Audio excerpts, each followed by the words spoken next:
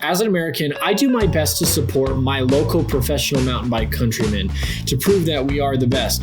Unfortunately, the Frenchmen have been dominant for almost 10 years now, and the only thing more scary than a dominant force is a dominant force with home field advantage, which is exactly what's going to happen next week in Leger. This is key from here on out. He's the fastest of anyone through split 4. He's put a pedaling down that straight. Look at Max! Max Comensal chants his name at the bottom. And last year, this is exactly what happened as Benoit Colanges won his very first ever UCI Downhill World Cup race. This track is a little over 2 kilometers long, roughly 1.29 miles, and it is very steep. The middle sections of this track are insanely steep. They're loose, there's ruts and roots everywhere. Last year, there was literally 6 inches of dust over the whole thing, and the beginning and end of the track are either off-camber grass sections or all-out motorways. These sections are just as important as these steep technical sections because you have to maintain your speed.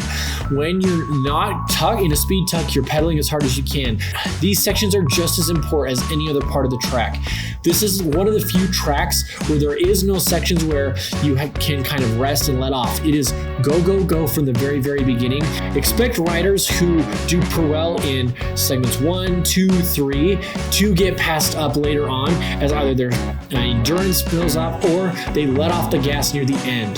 This is a race you have to keep the hammer down the entire time, or you're not going to have the result you want. Now, the thing that's going to really shake the snow globe up is the fact that next week heavy rain is expected the day before the race as well as race day, which means that our normal favorites to win the race will be out of their element. So riders like Kolb and Loris Vergier haven't historically done well in the wet.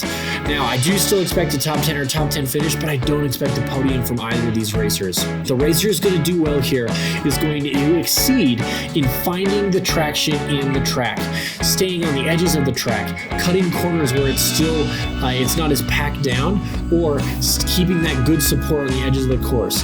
A rider that is really good at taking risks and having those risks pay off, really finding that line. 2 riders that immediately come to mind is last year's winner, Benoit Colanges. He's very good at this kind of aggressive, wild style, and the master of aggression, Amaury Pierron, who displayed this perfectly last week in Val d'Isole. I expect him to do very, very well this next weekend. Other great riders, Lucas Shaw and Dakota Norton. Dakota's been knocking on the door for a while of having a podium or even a win. He did podium last week. I would not be surprised if Dakota does great here. Same with Lucas Shaw.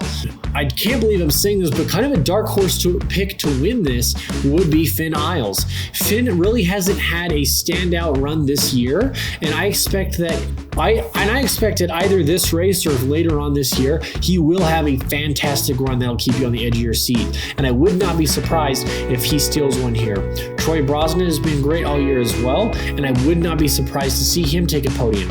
I think in the end, like I said earlier, this race is going to come down to finding traction and support where there is no traction and support.